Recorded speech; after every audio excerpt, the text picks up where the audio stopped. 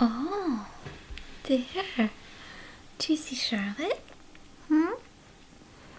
Mommy might have something stuck in my teeth. Please excuse me if I do. But you're not looking at me anyway, are you? You're looking at this cute mug. Hi. Oh, what is it? Say, I'm such a big girl. I'm 4 months old. 18 weeks. Such a big girl. Isn't she sweet? I thought you guys might want to see her. How big she is. So big.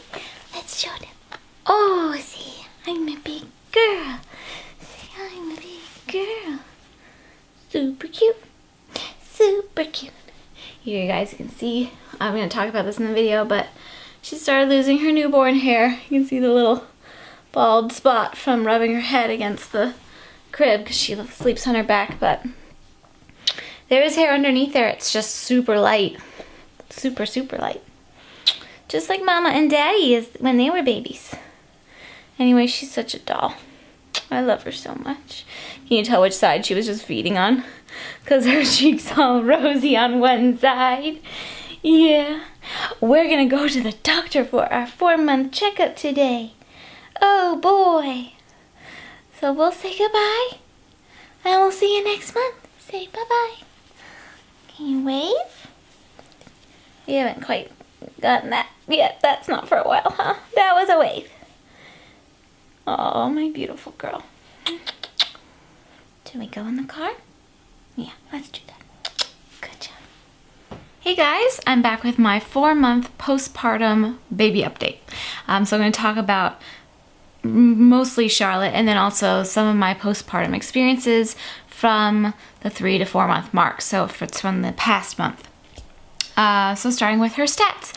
I actually don't have her current weight and height for you because we're going to the doctor for her 4-month appointment today, but this is my only chance to film the video, so I'm gonna write them in. But I'm guessing it's closing in on 15 pounds and 26 ounces. 26 ounces. 26 inches. So we'll see how close I am with that guess. But like I said, I'll have written it out for you guys. But she's growing really well. Consistently, she's been in about the 50 to 55th percentile for weight and the 98th percentile for height, like across the board. So I do have a scale at home. I like to weigh her once a week. They're fairly inexpensive.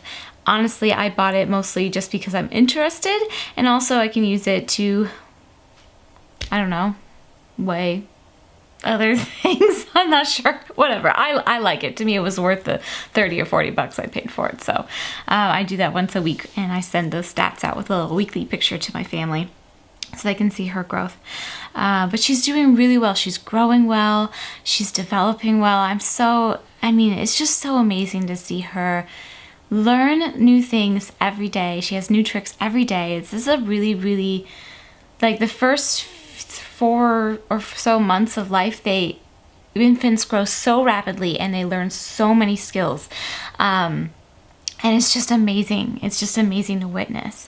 She has recently been working on her like reaching and grasping skills. She's good at holding on to things, but now it's intentional now, whereas like maybe a month or so ago it was a little bit more kind of, oh, if I happen to grab onto this. But now she's reaching out for things, she's grabbing things, she's starting to bring them into the midline and up to her mouth, which is, part of the development process I've read. And she's doing really well with all of that. We've started her physical therapy last month in the 3-month update, and I'll put a playlist of all my baby-related videos. I'll link it for you guys, and I'll throw it below if you guys want to see any of our previous updates and kind of baby-related things that I've shared so far. I talked about her torticollis, which is basically just a muscle tightening in the neck that can happen in utero or during birth, or we're pretty sure it was in utero from her positioning when I was pregnant with her. But she has a tendency to look to the right, and she was getting a little bit of a flat side on her right side. So her doctor suggested physical therapy, which we started, and that's going really well. The physical therapy appointments themselves, I have to be honest, we've had 3 now. They haven't been awesome. It's just still hard for me to schedule things because she's not on a like set in stone nap schedule yet. she's actually falling into much more consistent sleep cycle now, which I'll talk about in a second. But it's really hard to schedule things during the day. Plus, she still only is really awake for like an hour and a half, and part of that time is dedicated towards feeding. So there's a very short window where she's awake during the day and like really active and alert, and it's really hard to predict in advance. So it's hard to book those appointments, and our physical therapist has very limited availability. So I mean, I can't complain because she comes to the house and that's awesome, but Cece's been pretty tired. Out of 2 of the 3 appointments, just the timing hasn't been great and she's been cranky. But what I have found, and actually a friend of mine who is into occupational therapy actually told me what is most important is the work that the parents do at home. So I learn exercises to do with her, and this is what I thought going in that would be the most beneficial anyways, and a parent, just a person knowing nothing about this sort of thing. But I have done physical therapy myself in the past, and it's the stuff that you do at home that really makes a difference, that you do every day.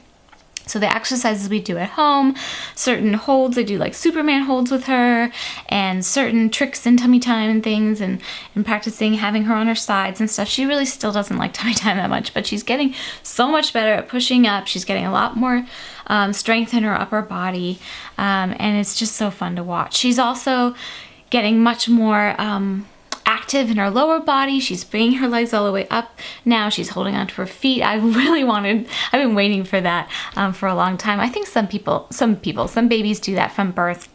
I don't know if it was because of Charlotte's neck issues or whatever, that she just didn't bring her feet up until only in the last couple of weeks. She's been grabbing her feet, and it's so cute. I just think it's like quintessential little baby moves, like holding onto their feet. And so every time I'm changing her diaper, she's holding onto her feet, and I'm like, okay, this is cute, but this is kind of not helpful, but it's okay. But anyway, the physical therapy is going well in that the stuff we're doing at home is making a huge difference. And she's getting a lot more mobility in her neck. She's looking left a lot more. I actually noticed over the past probably about 4 or 5 weeks now that I'm actually looking at the monitor right now, she sleeps primarily to the left. So that means that she is making some progress. This was even before the physical therapy she started doing that. So she's making some progress on her own. But I think the physical therapy is just helping her because it's helping me figure out how to encourage her to get the best range of motion and mobility and stuff. So really, really happy with how that's gone. I mentioned sleeping. She has been a really good overnight sleeper. The last, I'd have to look at my planner to pinpoint exactly how long she's been doing this, but at least over the last few weeks, she's been putting in, at least over the last month really, she's been putting in a good solid 8 to 9 hour stretch at night, and then follows that up with another 2 to 3 hour stretch. So she's doing really, really well at her nighttime sleep. And her daytime naps have been coming along too. But before I do that, I do want to say that when I noticed her starting to sleep a solid 8 hour chunk at a time at night, I decided to start making her bedtime a little bit earlier. So I've been kind of inching that up, and now it's settled around 7:30, and that seems to be working. I like to get her in bed usually at about 7:20, and it usually takes her anywhere from 5 to 20 minutes to fall asleep. With the exception of the last 2 nights have been a little off. I don't know if she's going through a growth spurt or something. It's possible. She's been sleeping a little bit. She's been waking up a little bit more frequently, so it might be a growth spurt because I know there was one around this time, the 4-month mark. But her nighttime sleep has been so, so good, and I feel so, I feel really good about it because I know that she's getting good quality rest overnight.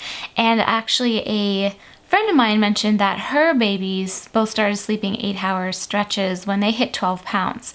And that was about the same for Charlotte. So I don't know if that's like a thing that happens to a lot of babies when they hit the 12-pound mark or not, but it was definitely, it definitely happened with Charlotte. But it's hard to know with infant sleep. I don't count on that every night. I don't think, okay, I'm gonna get 8 hours now. No, I don't. that's not how my brain works, because I know that any night it could be totally different. I know they change routines, they go through growth spurts, they go through developmental leaves, they go through things, sleep regressions, and you just can't count on things. So I just try to be consistent with her bedtime now. We have a really solid bedtime routine, which I'm pretty sure I talked about in the last update as well. And try to get her down at the same time every night and hope for the best. I think that's the best I can do, is kind of provide that for her, and then what she needs during the night, she lets me know. So that's working out. That's working out well. Now, last month I was talking about how her daytime sleep hadn't been very good. She's been only taking these really short cat naps throughout the day, and I felt like she was just really tired, and it wasn't enough quality sleep. Like, it wasn't enough daytime sleep. But I didn't know how to encourage her to sleep more. Well, she's just kind of naturally been building that up a little bit over the past month. It's really only over the past week that she started adding in a little bit of a longer nap in the middle of the day. So generally she wakes up, I don't know, sometime between 7 and 8, and then she'll go back down sometime between 9:30 and 10 or something like that. And she'll only sleep for maybe about 35-40 minutes. But then when she goes down for her next nap, she'll sleep for anywhere from like an hour to 2.5 hours. No, not that long. An hour to 2 hours. So that's been a little bit of an improvement. The last nap of the day is the hardest for me to get her down for. I usually only get 30 minutes out of that nap, but I just think she's been transitioning and finding her groove with daytime sleep, and I think it's going to settle into a 2-nap routine kind of pretty soon. But I'm still trying to get the 3 naps in, because between the midday nap and bedtime, that's too long for her to be awake, and I know that. And she knows that. Well, she's tired, but she doesn't, it's hard. It's a little bit tricky, that afternoon nap. But we do the best that we can, and overall she's very well-rested and happy baby. So that makes me happy. Let's see. Oh, other cute things that have happened this month. She's gotten really into like verbalizing. So she has conversations with me a lot, especially after she eats. Like when she's done eating, I breastfeed.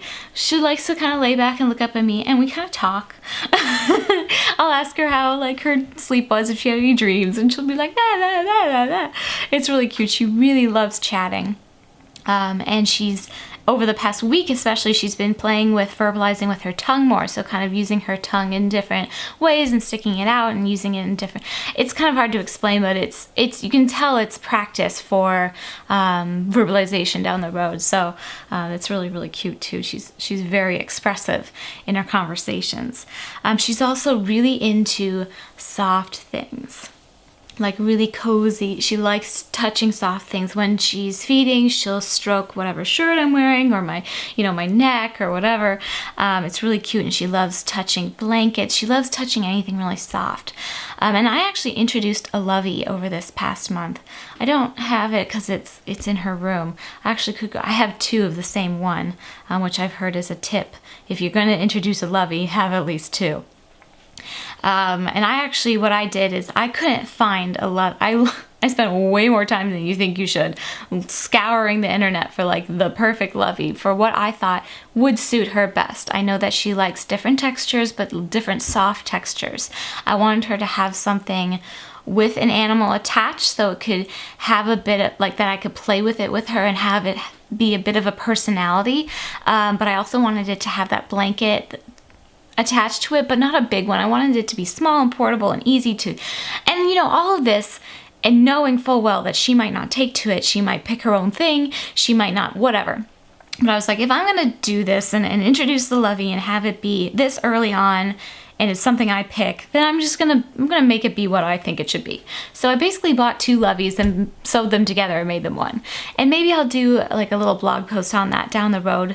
We'll see if the Lovey really takes. So far she loves it, but it's, she's 4 months old, so I don't know. But I can definitely share that. It's a really easy thing. I just basically sewed 2 things together, but I could do a whole Lovey blog post maybe down the line, and we'll see how that goes. But the reason I decided to introduce a Lovey this early is because I've noticed that since birth, basically, she's been extremely mama-centric. And I know, like, okay, all babies are, because they rely on their mamas. I mean, can you tell I'm running on a little less sleep than usual? It wasn't actually my baby that kept me up last night. It was my poor dog. She had something bothered her stomach and she didn't have an easy night. So I was up with her a lot last night. But anyway, I digress. All babies rely on their mothers for life, basically, for life support. But I've noticed that, especially around the 2-month mark, I noticed that Charlotte really, really, really, really, really preferred to be with me. Like, she really didn't like other people holding her that much. And there was a time that she really didn't even like her daddy holding her that much, which just broke my heart, because I know, like, he just loves her to death. And it was a tough, between the 2 to 3 month mark was kind of a tough time, where she was really, really needing me a lot. And that was at the height of her reflux and stuff, so it kind of makes sense in that way. But she's still very, very mama-centric, even though she's obviously feeling a lot better. Her reflux is basically, I'm going to talk about that in a second actually, but her reflux is basically a thing of the past, and she's doing much better with sleeping and all. She's more comfortable and she's a happy baby. But she's still very, very mama-centric. So I thought that Lovey, well, everything I've read about Loveys is that they really help kind of create more independence in very dependent children, because it gives them something to hold on to when you're not there that they can self-soothe with. And that's later on when they're a little bit older, but I wanted to introduce it now to have it become part of our daily routine, our daily life, and be familiar to her. So basically I made 2 of the same Loveys. I alternate them. So one is with her all day and the other one rests and I'll sleep with that one at night, so it smells like me. I sleep with it like tucked into my pajamas, so it smells like me. And then I switch them out in the morning and I alternate, so they're kind of getting the same, well, they're getting exactly the same wear and use and smells and everything, so that in the event that you lose one or there's a catastrophe, or a Lovey catastrophe, you have a backup. It's not the end of the world, and it's already loved and well loved.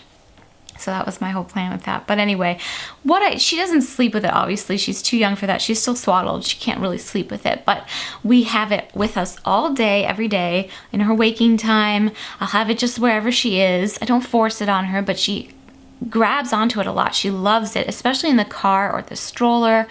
I tuck it up into my baby carrier when I'm taking her anywhere and I'm baby wearing her. It goes everywhere with us, so she knows it's a constant companion. I play with it with her. I show her that it's a safe object by showing it affection, and that's what it is. And we call it Bunsey. Maybe I'll find a picture of her with Bunsey, and I'll include that. I've also read that naming it is a really good idea. So it adds, it just makes it its own special thing and kind of differentiates it from other toys. So we'll see. I'll keep you posted. Lovey updates, but so far it's helped her. Hasn't been the happiest car rider, and with the Lovey she's much more content in the car. I think she just misses me. She'll get kind of antsy that she can't hear or see me, and then when she does, she'll just calm down right away. So I think the Lovey helps with that, kind of giving her a little bit of independence in that way. What else do I want to talk about? Oh yes, hair loss. So this has to do with her and me. Cece was born with a full head of hair, and I was thinking she would lose it at some point, because most newborns lose the hair they're born with and then they grow new hair. And it finally started happening.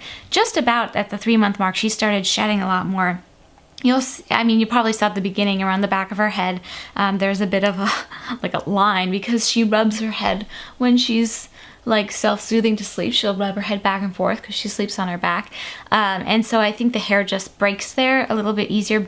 Newborn hair is very, very fragile, and also I can tell it's thinned out a lot.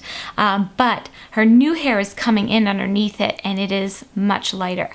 And it's already, her whole head of hair actually looks much lighter, because I think there's less of it, but it's also the new stuff's coming in lighter. And actually both Dawn and I, as newborns, were born with full heads of dark hair. And we both shed our newborn hair and got much lighter head. I was lighter hair. Oh my God, you guys, I'm so tired. I'm sorry. I was more of like a really, really light brown, maybe like a dirty blonde, light brown. And Dawn was like platinum blonde for a while. And then his hair got really dark when he was like 5 or 6. So that kind of makes sense that she's following in the footsteps. Now, another person told me that when your baby loses their hair, that's when you start shedding again. Because during your pregnancy, at least for most people, I guess your hair cycle, growth cycles, they kind of go into hibernation mode, so you don't shed nearly as much, and I definitely didn't. My hair grew a little bit faster and I didn't shed, which is why it looked so nice and full and healthy and long for so long. Well, I finally started shedding again. And honestly, I was like emotionally prepared, right? I was mentally prepared to have like huge clumps of hair come out and be completely bald in some places. It hasn't been like that at all. It's just been, I feel like I've just been shedding just slightly more than what I normally would have pre-pregnancy. It is kind of a shock when it happens at first because I hadn't been shedding any hair for so long. So I was like, oh, I'm shedding again. So maybe it seems like more at first. I'm sure some people actually lose more hair. I don't have that much to lose, so I'm very thankful that it's just kind of coming out at normal, shedding rates at this point. I don't know, maybe at some point I'll lose big clumps of it, in which case, whatever. If that's the price for this beautiful child, I will gladly go bald. Like, don't worry about the hair. I have a beautiful, healthy, happy child. That is the important thing. So anyway, I thought I'd tell you about that. And I did mention that I would touch on the reflux.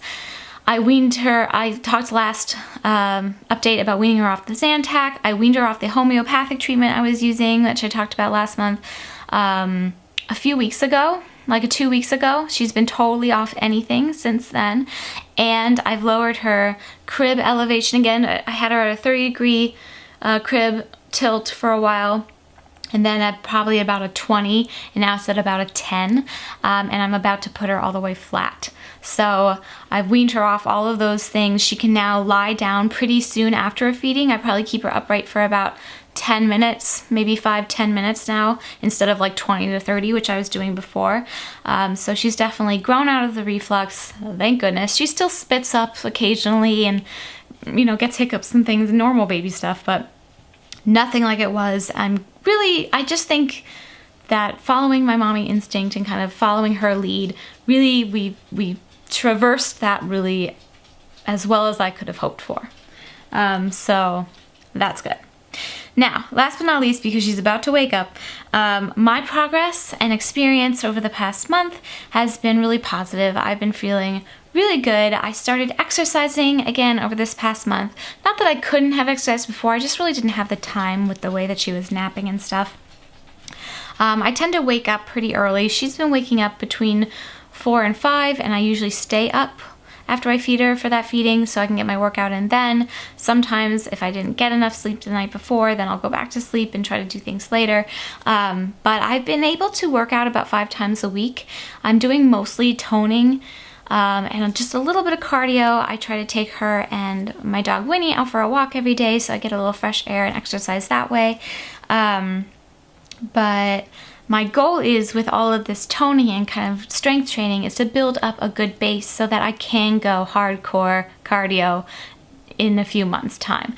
But you really need a good base level of fitness. And I'm thinking for me, hardcore cardio is running. And I miss running so much and I'd love to get back into it. But I know I'm prone to injury, and it's best for me if am very strong, like if my muscles can really support me and my joints and everything everything's well supported. So that's why I've been focusing on toning and strength training. So that's sort of my goal is, hopefully just to pick up running by this summer, especially if she falls around the 6-month mark. I hear that babies tend to fall into a more set sleeping routine. So that would give me a little freedom to get out for a little run every day. And I'm the kind of person who I will wake up at 5 a.m. if it means that I can get a run in. So that's what I'll do. But we're not there yet. But so far I've been feeling really good. My body is sore, but it's good. It means it's working. I haven't injured myself. I'm going at the right pace, and I'm really pleased with that. Told you about the hair. I've been so hungry over the past month. This is the hungriest I've ever been in my life. I've been eating like what do they say? A sailor? Is that a saying? I'm not sure. But I've just been so hungry. So I've been trying to balance that hunger with healthy choices, which is hard because I still don't have like a lot of free time during the day to like prepare huge meals and things. I'm so blessed that my husband cooks an amazing healthy dinner for me every night. So blessed, and I thank my lucky stars for him because he is amazing. But yeah, breakfast and lunch I usually handle myself, and breakfast I can do because I usually just do like yogurt and granola and berries or like some oatmeal or something, but lunch has been a challenge. I've been doing kind of snacking. I need to eat every couple of hours, so I've been having like low-fat cottage cheese with pepitas, which are basically shelled pumpkin seeds. I've been having a lot of hummus. I go through so much hummus. Hummus with carrots and cucumbers are my favorite. I really like lentil chips too if I want a little bit of carb action there. I eat a lot of like granola bars and kind of processed foods like that. I know aren't great, but I try to pick better processed foods. If you saw my lifestyle favorites video from last week, I talked about the fruit bars that I like. They're just made out of fruit. That's It is the brand, or they are also the Trader Joe's ones. And I eat a lot of mixed nuts, like a lot. So I've been kind of like pecking throughout the day, but I try not to just eat crap. It's hard though, because all I really want to eat are cookies. I've always been like a huge chocolate lover. Like if I had to rate, I'm a huge sweet tooth, right? But if I had to rate desserts, it would go chocolate, cake, ice cream, cookies. That would be my order of preference. Not anymore. Suddenly I am number one cookies. Cookies, cookies, cookies. All I want is cookies. So I let myself have a cookie every day, which I know is, you know, some people like are like, don't have dessert every day, and some people are like, oh, live your life, whatever. I'm in the camp that, girl, you gotta have a cookie, you gotta have a cookie, okay? Just make sure you're eating well the other times of the day, and don't have like 12 cookies, have one. So that's what I do. Little cookie and a cup of tea as my afternoon treat to myself most days. What else? We've been getting out more, which has been great because the weather's been a little bit nicer. It's been really randomly cold the last week, but I try to get Cece out at least once a day, or if not twice a day, once to walk the dog if we can, if it's not inclement weather. And the second time we do like a little errand. Either we go to an appointment, or we go to like Trader Joe's, or we go to Target, or we just pick one place because she has such short napping time, and my girl does not nap anywhere but her crib. That's another thing. That's kind of a challenge. We're traveling this month, so we'll see how that goes. But so far she's only been able to nap in her crib over the past like couple of months, so we'll see. That'll be next month's update I'll share with you. But I'm so happy to be getting out now. I think this month we'll start to venture out a little bit more as her waking time starts to increase. Her window of being awake, we'll be able to just do some more things and hopefully meet some new mamas like us and do some fun things. So hopefully I'll have new stuff to report to you next month. But overall, we're doing really well. I think Charlotte's growing so well. It's just such a joy for me to see her grow and learn and just be so sweet, and her little smile just lights up my life. It's just like, I'm gonna get like emotional talking about it, but it is just the most wonderful thing, seeing your own child smile at you. It is just, okay. And here come the waterworks. Okay, I'm not gonna talk about that anymore because it's gonna make me cry. Happy tears though. But anyway, I hope you guys enjoyed this update. I'm so tired. I'm sure I forgot something, or it's really all over the place, and I apologize. I will have my blog post that I put up every month with progression photo of Cece from the past few months. You can see how she's grown, and just maybe that'll be a little bit more put together because I'll write it when I'm not so tired. But that'll be below if you guys want to see that. And I hope you're all well.